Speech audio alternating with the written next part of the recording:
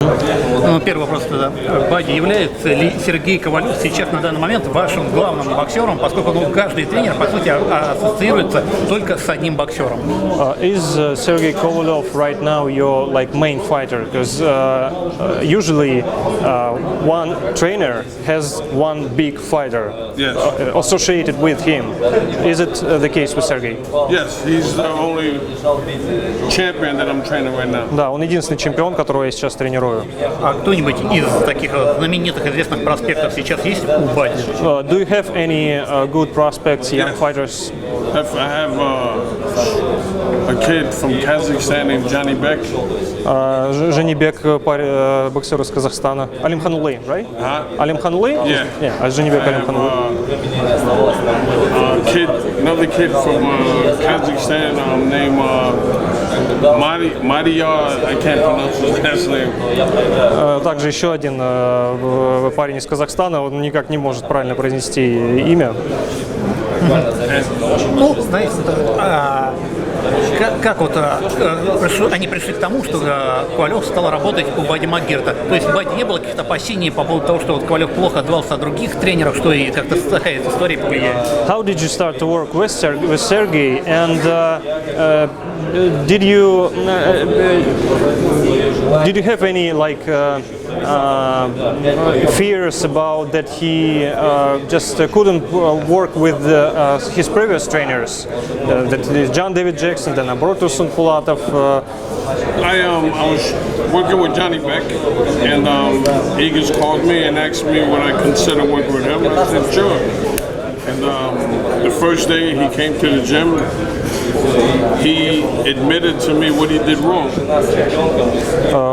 I respected that. Я работал с Женибеком как раз, и мне позвонил Эгис Климас и спросил, могу ли я поработать с Сергеем. Он сказал, что да, без проблем. И когда Сергей пришел к нему, он признал те ошибки, которые он делал до этого, и Бадди к этому отнесся с пониманием. Когда Бадди тренировал Артура Гатти, у меня Гатти производил человека, который совершенно неуправляемый. То есть ему можно дать любую установку, Гатти ее нарушит и полезет сам в руку. Как находить подход к таким боксерам, у которых тянет на что-то рубку, она тянет нарушить дисциплину, и в этом плане как выглядит Сергей? You trained Arturo Gatti, and sometimes Arturo, you tell him to box, he goes, he boxes for 1 minute, and then he starts to brawl. Right. He not always listens to you. What about Sergey? Well, so far I haven't had no problems. I mean, so far he listens. Now, every now and then he might go off course, and when he comes back, I just got to remind him. I mean, if you got it easy, why make it hard if you don't have to? С Сергеем пока не было проблем таких, он слушает. Да, иногда он может в каких-то моментах немножко отойти от того, что я ему говорю, но в целом, если его грамотно вести, напоминать ему, он будет работать так, как нужно. А вот то, что я сказал про Гатти, это реально, то, что он там дисциплину нарешал и не действовал не по плану? Is it real about Arturo Gatti that he had some problems with discipline inside the ring? Who's that? Arturo? Yeah, Arturo. I've never really had a problem with Arturo inside the ring. Sometimes, like I said, he'd get carried away. Then when he comes back to the corner, I said, look, how you want to do this? You want to make it hard or keep it easy? He goes, easy. I said, all right, then listen. But, fighters sometimes get caught up in the moment, which is okay, but not okay in some cases.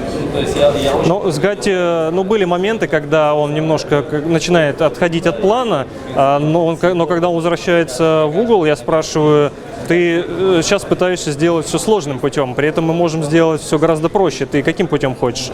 Он говорит, да, я хочу сделать все проще. Он говорит, тогда давай слушай меня внимательно. Просто иногда боксеры могут отвлечься в пылу битвы, да, сойти немножко с пути, но это нормально, и это происходит со всеми.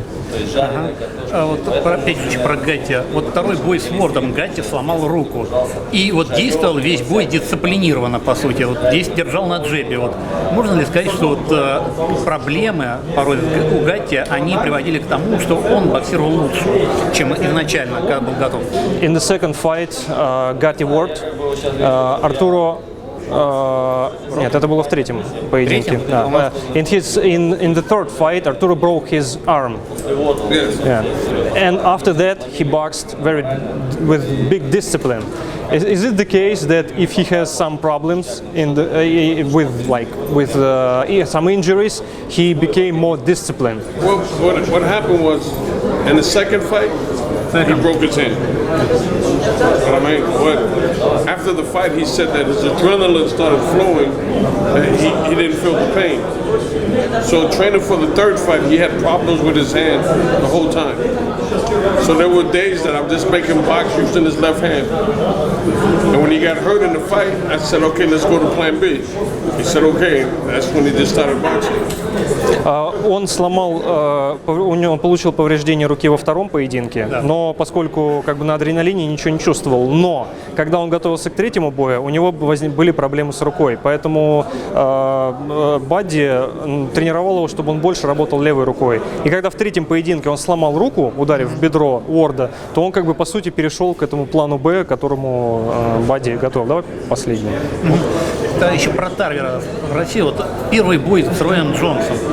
Тарвер там выиграл все раунды, когда он делал хоть что-то, вот, когда он был активным. В других раундах он был почему-то пассивным. Вот, то ли зажимался, то ли еще чего. Этого уже не было в последующих там двух боях. Вот почему Тарвер дожимался и как вот к этому самому... In the first fight, when Antonio Tarver fought Roy Jones, he sometimes was like passive. He just didn't do anything. He worked in the sports, right? But next fights, he worked like every minute, every second. What happened in the first fight? The first fight, he thought he was winning. I'm trying to tell him, you're not winning the fight. But he's like, yes, I am. I'm like, no, you're not. I said, you're fighting Roy Jones, so if it's close, we're not going to get the decision. And that's what happened. So in the second fight, when he came back to the corner after the first round, I pissed him off. I made him mad. And when I made him mad, that's when he went out and, В первом поединке Антонио думал, что он выигрывает, и поэтому действовал так. Я ему постоянно говорил, что мы деремся с Роем Джонсом, поэтому если это вдруг будет близкий бой, мы не выиграем его. Вот. Поэтому во втором поединке, когда он после первого раунда вернулся в угол, я просто его разозлил, ну и произошло то, что произошло. Я сказал ему, что ты слишком сильно его уважаешь. И его это разозлило. Вот. И я ему сказал, иди заслужи свое уважение, и он... Вот. Так.